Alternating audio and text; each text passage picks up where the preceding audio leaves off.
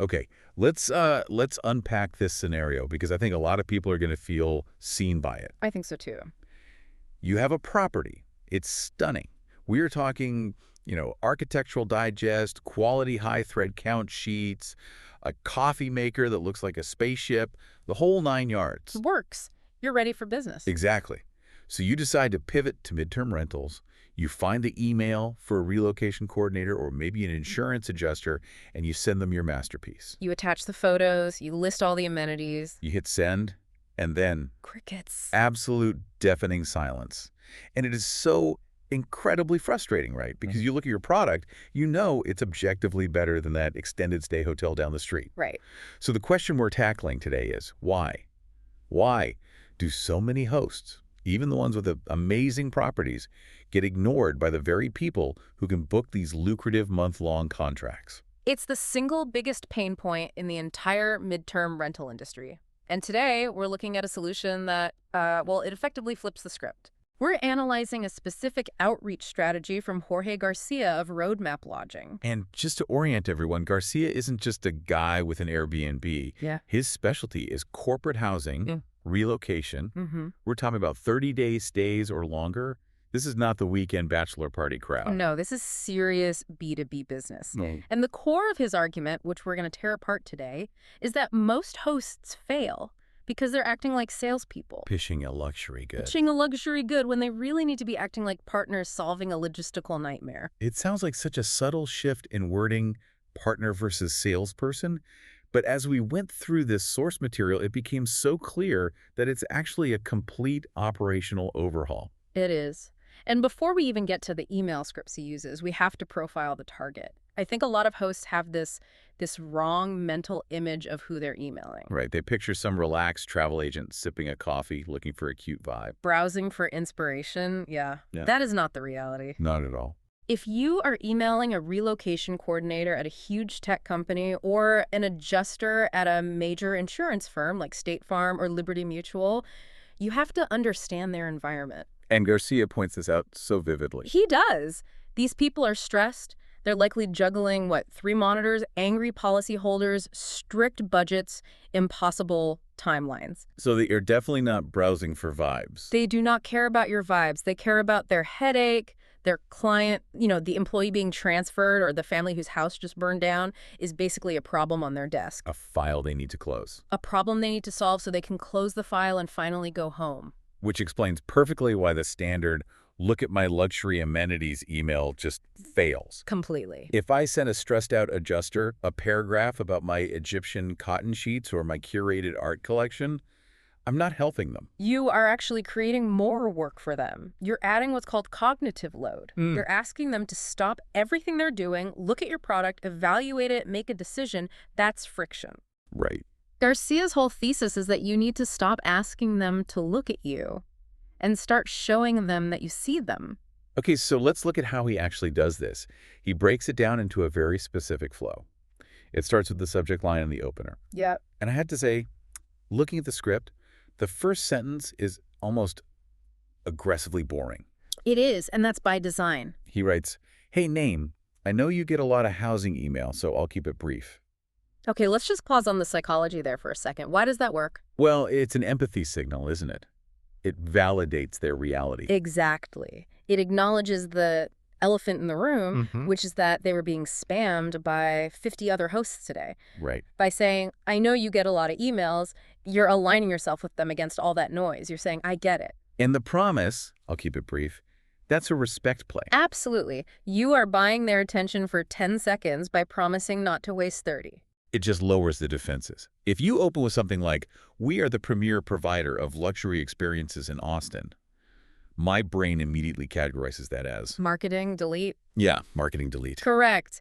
You've triggered their mental spam filter. Garcia's opener bypasses that filter because it sounds like a human being talking to another human being. It's humble. Okay, so we have their attention for maybe 10 seconds. Now comes the pivot. This is the part of the strategy that I found the most counterintuitive. Instead of pitching the property, Garcia asks a question. The golden question, as we might call it. He writes, when you're relocating someone into city, so let's say when you're relocating someone into Seattle, what usually ends up being the toughest part of the process. This is the hinge. The entire strategy just swings on this one question. But play devil's advocate for me here for a second. Isn't this risky? You are asking a really busy person to do homework for you. Right, to stop and think. You're asking them to type out a reply about their feelings. Why doesn't that just backfire? It is a calculated risk for sure, but here's why it works. It changes the entire frame of the relationship.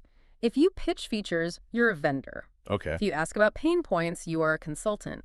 And, humans have a really hard time ignoring a direct question about their own suffering. It's the therapist effect. Ugh. Tell me where it hurts. Precisely. It forces them to stop functioning on autopilot. If I ask, do you want to rent my house? The automatic answer is, no, I don't know you. Right. But if I ask, what is the hardest part of your job right now? Well, that requires a mental pause. Even if they don't reply immediately, you've registered as someone different from the pack. You're interested in them. Now, Garcia does mention a divergence here between a live call and an email. Mm-hmm. If you are on the phone and you ask this, he says you have to do something that is very, very difficult. Shut up. Just shut up. The power of silence. Salespeople hate silence. They always want to fill it with more features, more benefit. But in a consultation dynamic, silence is where the truth comes out. You have to let them complain. You want them to vent about how hard it is to find pet-friendly housing or how annoyed they are with hotel rates. But since we're focusing on cold email, we can't really wait for a live answer. Yeah. So Garcia suggests we just anticipate the answer for them. Right, to keep the momentum going. Yep. The script continues. Some teams say it's the last-minute availability. Others say it's finding places for families. And I want to unpack those two specific examples. Please. Last-minute availability and finding places for families. He did not choose those randomly. No, those feel surgical. They're surgical strikes. Think about the insurance use case. A house burns down. The family is in a hotel tonight, but that insurance policy only covers the hotel for, say, 2 weeks. So the adjuster is on a ticking clock. A huge ticking clock to find a comparable home before that coverage runs out. Last minute is their #1 anxiety trigger. And places for families? Huh. That's just a coded way of saying not a bachelor pad, right? Okay. It is huge. Most of the Airbnb inventory out there is set up for tourist studios, one-bedrooms, downtown condos near all the bars. Sure. But insurance claims are often for 3-bedroom suburban homes with a golden retriever and 2 teenagers. Finding a party flat is easy. Finding a real home where a family can maintain some semblance of normalcy And get the kids to school? is a nightmare. Okay. So by listing those specific problems, you are signaling that you're an insider. You're saying, I know your industry. You are proving your competence without bragging about it. Exactly. You don't have to say, I'm an expert. You demonstrate expertise just by knowing what keeps them up at night. Okay, so we've established empathy, we've asked about the pain, and we've proven we know the landscape.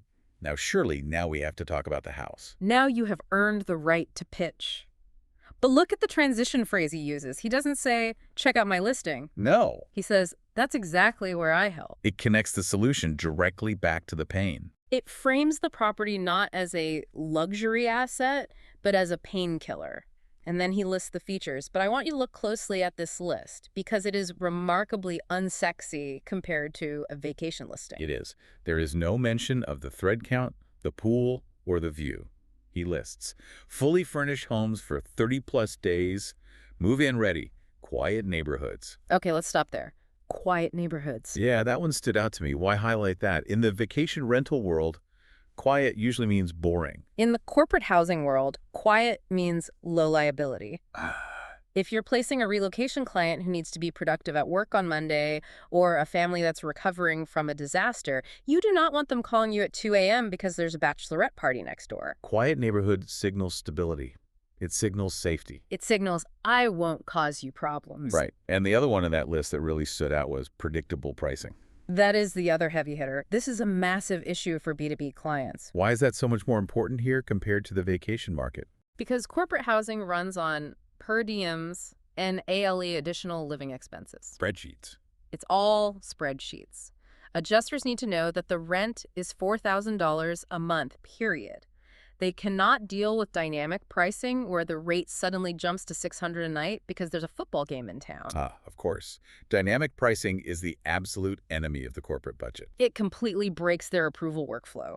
If the final invoice doesn't match the quote, that adjuster has to go back to their supervisor for approval, which makes them look bad. So by offering predictable pricing, you are essentially saying, I'm safe to put in your spreadsheet. I won't embarrass you. that's such a critical distinction. We are optimizing for the bookkeeper, not the guest. 100%. Then he layers on some social proof.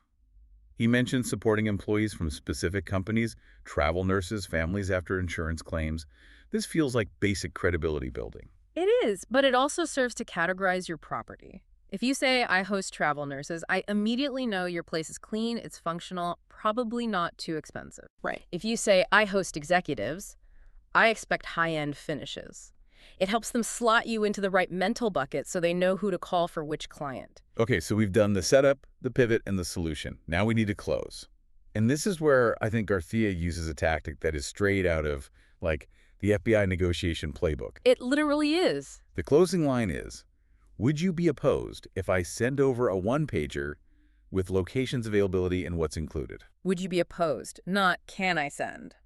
Why is that phrasing so much more effective than, can I send you the info? Yeah. Or let me know if you're interested? This is a concept that was popularized by Chris Voss in his book Never Split the Difference. The whole idea is that yes is a commitment, and commitment feels scary. Yes, feels like I'm signing a contract. But no is protection. People feel safe saying no, so when you ask, would you be opposed, the answer you were looking for is no. No, I wouldn't be opposed. Exactly. It feels like they haven't agreed to anything. They have just declined to stop you from doing something. It's a soft ask. It's a very low bar to clear. Extremely low friction. And notice the deliverable.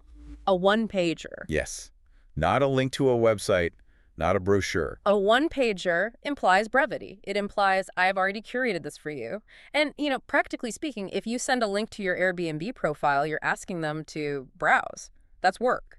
If you send a PDF one-pager, you're handing them a file they can save to their hard drive and attach to an internal email to their boss. That is such a key logistical insight. They need something attachable. Everything, every single part of this email is designed to reduce friction for the recipient. So we send this masterpiece of an email. It's empathetic, it's targeted, uses a no-oriented questions, and then silence. Which happens. It's the reality of cold outreach. Even the best pitch gets buried sometimes. And Garcia's really honest about this. Right. He says, you will get ghosted.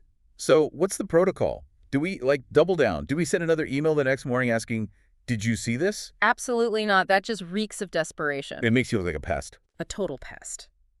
Garcia's follow-up strategy is all about the soft nudge. First, the timing. He suggests waiting 3 to 4 days. Why that specific window? It's the buried inbox theory. If they haven't replied in 24 hours, they probably aren't going to. But if you email too soon, you're annoying. Right. 3 or 4 days later, your original email is way off the first page. You need to bump it back up, but without guilt-tripping them. And the script he uses for this is fascinating because it gives them a complete out. It does. He writes, hey, name, just wanted to bump this. Not sure if it's the right time, but happy to send over details or hop on a quick 10-minute call. Not sure if it's the right time. That phrase does a lot of heavy lifting. It's the face-saving clause. You are suggesting that the reason they didn't reply isn't because they're rude or because they hate you, but simply because the timing is off. It removes all the pressure. It allows him to reply and say, actually, yeah, bad timing. Try me next month, without feeling awkward about it. Exactly. It preserves the relationship. And then he ends with what he calls the goodwill exit. Which is? He writes, either way, I'm wishing you a smooth relocation season. Either way. That is crucial. It signals outcome independence. It says, I am a professional. I am going to be here whether you hire me today or in 6 months. And in the relocation industry, relationships are cyclical, aren't they? An adjuster might not have a claim in your zip code today. But they might have 3 next week. That's the long game. If you burn that bridge by being pushy or by sending those passive-aggressive, I guess you're not interested emails, you're blacklisted. If you leave it on a positive note, you stay in their Rolodex. You want to be the person they think of when this crisis actually hits. You want to be the easy button. That's really what this whole strategy comes down to. So, pulling back to the big picture here, we've dissected the script, but I feel like the lesson goes way beyond just changing a few words in an email template. I agree. This is about a fundamental shift in how we view the role of a host. I think the traditional view of a host is, I have a product, come buy it. The Garcia approach is, you have a problem, let me fix it. It's moving from hospitality to logistics. In the midterm market, yes. You are a logistics partner. Your property is just the tool you use to solve their problem.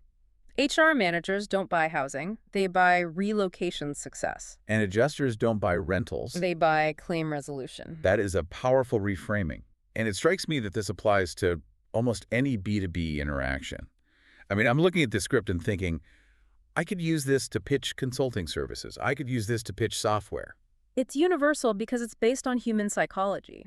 Identify the pain, acknowledge the difficulty, offer a frictionless solution, and respect their autonomy.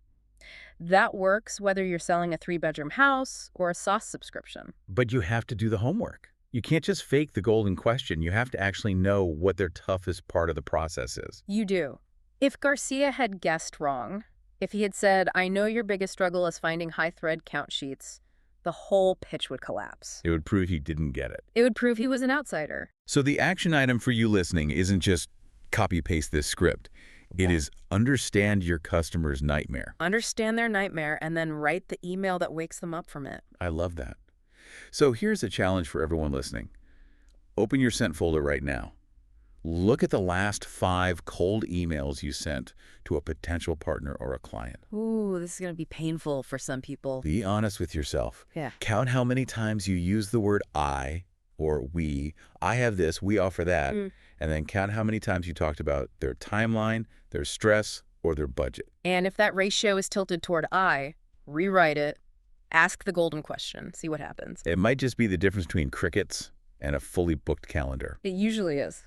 A massive thank you to Jorge Garcia and Roadmap Lodging for letting us really look under the hood of this strategy. It is so rare to get something this tactical and transparent. Absolutely. It's a masterclass in communication. And thank you for diving in with us. We will see you on the next deep dive. Goodbye, everyone.